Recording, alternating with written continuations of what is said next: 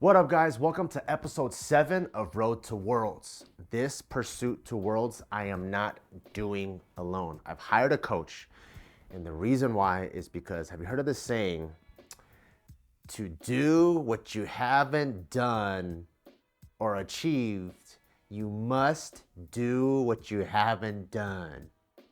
You know what I'm saying? It's almost there. There's a couple of words you got to take in and out, but pretty much the gist of it is if you want to get here and you've only been doing here, keep doing this and you're only going to get here. If you want to get here, then you got to do here to get here. You know what I'm talking about? I'm sure one of you guys out there knows what the hell I'm talking about. So I hired a super high level coach. Shout outs to Kyle. He was a Barbell Brigade member, and I've seen him deadlift 700 pounds. I believe he holds the national record in bench. He benched 500 at friggin' 198, which is insane. So I hired him on to be my coach. And in this video, we're gonna go over game plan, strategy, and some of my biggest fixes. And we have this all mapped out, like 40 weeks of just general programming mapped out. So we're gonna call him right now. Hello. What's up, bro? What's up, man? So this is Kyle. Blur out the phone number. Kyle De Leon. And I've introduced you on the channel already. I told him I met you at Barbell Brigade. I've seen you pull insane numbers. You hold the national record for bench too, right? Yeah, I currently do. What was that bench? Like 5 something? No, it was close. It was 487. So it's like 4 reds without the collars. 500. 487. 487. But you benched 5 something in the gym. I benched 502 in the gym. Yeah, so I'm hoping to hit that at the Arnold in a few weeks. Okay. So yeah, I was explaining that maybe you know this saying better than I do, but to achieve what you haven't achieved, you must do more than you've ever done, or something like that. Which is why most of my meets, yeah. So most of my meets, I've coached myself. I've also had the honor of working with a bunch of other people.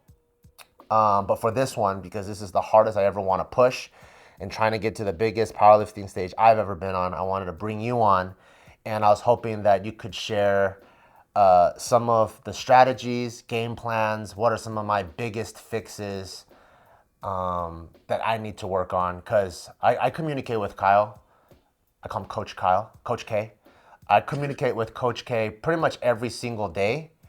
And for someone that has been powerlifting for over 10 years, I still learn something almost weekly, if not daily, when talking to what the insiders call Coach K.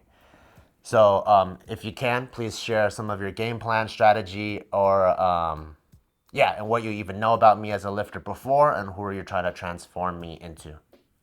Yeah, so the plan for this upcoming meet that Bart's going to compete at, he's going to compete in the Powerlifting America Keiko Classic.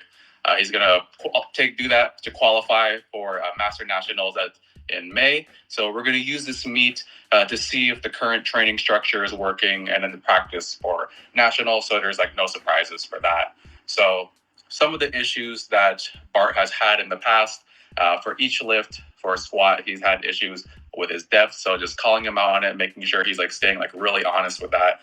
His butt would tend to come up. So we've been working on trying to get him to use constant leg drive rather than trying to push more at the bottom so we could keep that butt down. And then also just yanking on the bar, which would turn into hitching, which is like when you would use your legs to like kind of support you.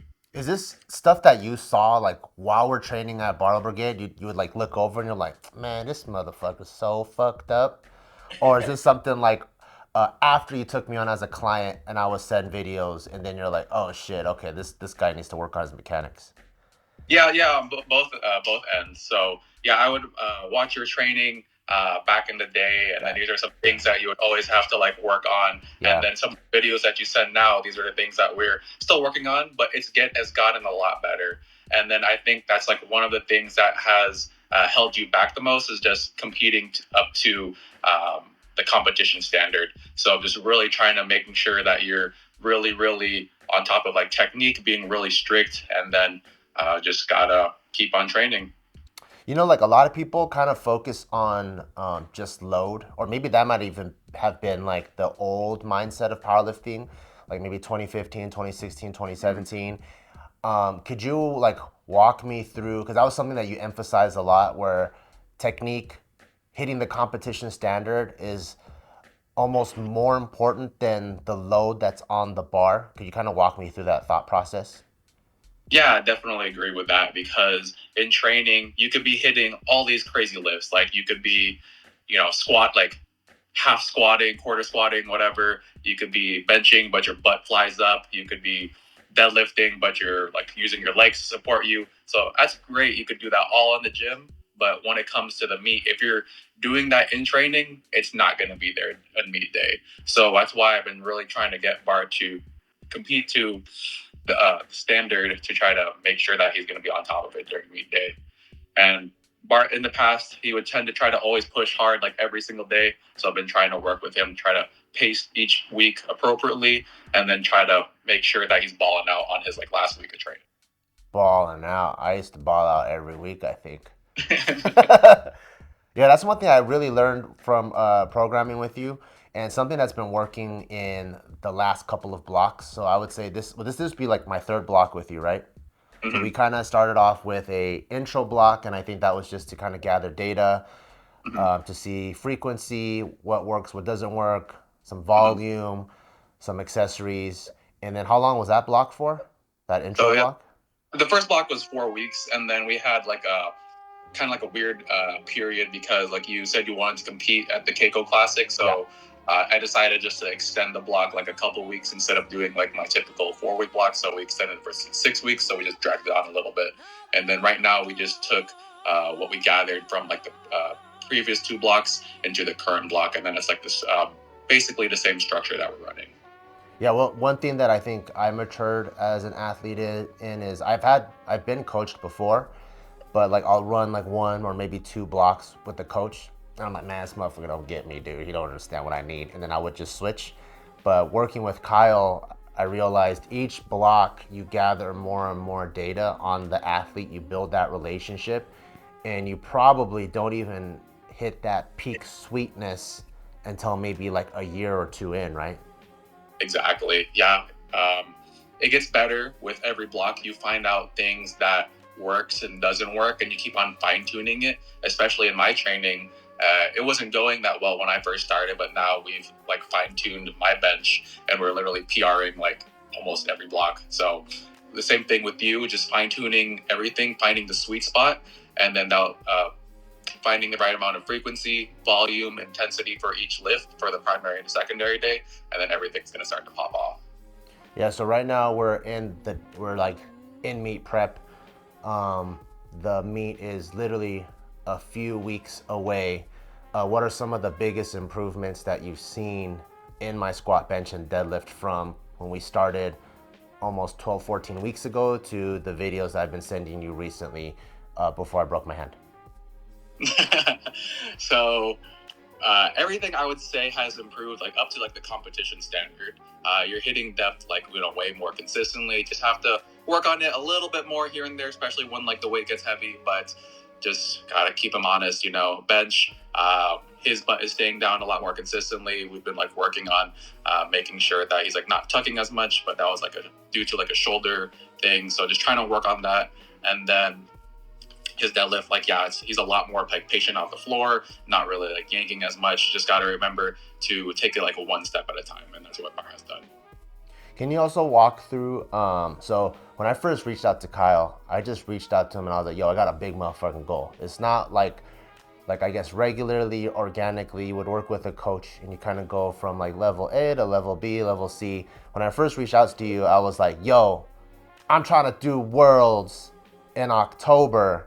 And then I think we kind of reverse engineered a game plan, like what we need to hit at nationals, what we need to do at the local meet, and then starting from there, like um, bringing it down to what has worked, what hasn't worked in the training in the past. Can you kind of walk through the thought process of how you, like strategy, even the timeline, like why we chose a meet between February or March, and like nationals is in May. Like, can you just walk through that whole thought process of how you're planning, almost like 40 weeks at a time?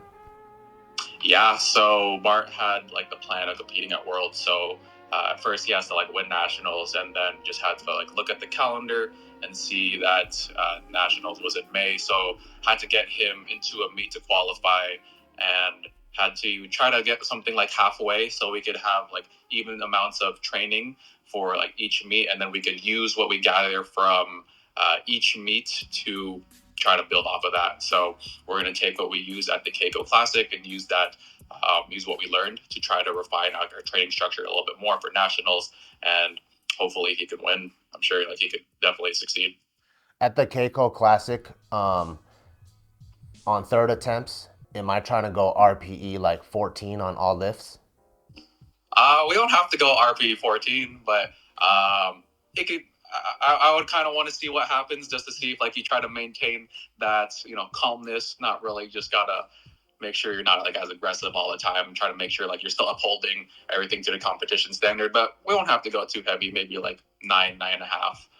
If things are flying, then like we'll definitely pick a number that's really good. Is the goal to like not be too toasted so that we can get right back to training, or is the should I be like under stimulated from the meet? Like, is there like a, because I've heard of people hitting even like um, RPE sevens on third attempt if they know they just need to like use this meet to get in somewhere else and want to get back in training. Is there like a certain RPE strategy we're trying to hit?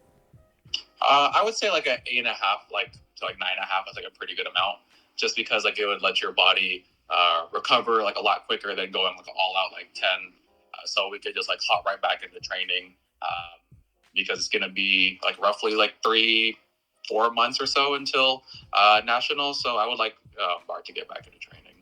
And at nationals, since only first place gets the invite, would the goal be like 9 for 9 or 8 for 8, or is the goal like just first place So and the goal is, yeah, just first place? yeah, the goal is first place. We'll take usually the best lifters are the ones going 9 for 9. So if there's like a chance that Bart's gonna miss like a lift, then we just want you to like try to make the most attempts because that will give you the most success. So if I go head to head with someone, like let's say all squats, like after bench, we both go 6 for 6. Deadlifts were like dead even. Then the third attempt of the deadlift, that would be like YOLO pull because that's what's gonna guarantee the spot. Yeah, basically. Well, it's also all strategy too. You have to look at like what the other lifters are lifting. You have to look how well the first and second attempts move, and then try to calculate what their third attempt would be, and then Oh just go wow. based on that. So it's a lot of like mind games too, making sure that we're picking the right numbers, making sure we're doing enough to like where we could secure like a good third attempt, and also where we could like push it out of reach if we possibly can. Is there any strategy of like putting diuretics in the competitor's water bottle? Have you thought of that Uh, kind of stuff? I mean, you can do that, but that's like illegal. Oh, that's illegal? Yeah, diuretics are against. That's only for like USPA or WRPF? Yeah, yeah, it's illegal. You can take laxatives, but diuretics are illegal. Oh, okay. All right. Cool. Yeah, thank you for walking me through this and walking the audience through this. We've been planning this for a while. Um, in terms of total, what do you think is going to be our total range at? Because that's what everyone cares about online. They don't give a fuck about anything else. Most people, as soon as they hire a coach, they go, "What can I squat in 8 weeks?" They don't care about technique or anything like that, or even how they feel. They just want to know how much can I put. Can I put on 300 pounds on my total in 4 weeks? What do you think the total range is gonna be for the Keiko Classic? What's the total range you think that I'll need to put me in first place at nationals? So let me see, calculate real quick. So what I think you can hit. So above 1400 is like what I want you to hit at like the Keiko Classic, but I was like scouting at the current people that are like signed up, and for the people that signed up last year for nationals, you got to hit around like 1,500. So we still have some ways to go, but to works hard, anything's possible. Yeah, I looked those motherfuckers up too, because we're looking it up together, and I'm like, damn, these fucking geezers are strong. So the top three 40-year-old people, they all total pretty much like 1,500. It was like 15. It was like 15, like 50 something. Then like I think right above 15. Then a guy hit 1490, and I'm like, it's one of those where like any of those three, if someone missed an attempt, the other person could shoot up right away. Yeah, that's why it's very important to make sure you hit your attempts, because there was a few people I was like looking at like worlds and I was looking at nationals. They won like 6 or 7 out of 9. So just got to make sure you're hitting your attempts. I see. Well, thank you. It's been a pleasure working with you. I'm really excited to see what we could put together at the Keiko Classic. If people are interested in any of your content or your coaching, where can they find you? Yeah, you can find me on Instagram at dumptrucktatay. Dump truck Tai Tai? Tatay, yeah, it's Tai Tai. Filipino. Oh, Yeah, people think it's Tete, but it's Tatay. I thought it was Tay Tay. And then what does dump truck mean? That's because I got that dump truck, you know. Oh And shit, okay. You know what Tatay means? No, It but means dad. It means daddy. okay. I should call you Coach Tai Tai then. All right, cool. If I total above 1,400, I'll change my IG to Dump Truck Mark One. All right. All right, tight. Thank you, man. Yeah, of course, bro. All right, see ya. All right, okay, bro. Peace. Yep. So that's my coach. He's been super helpful.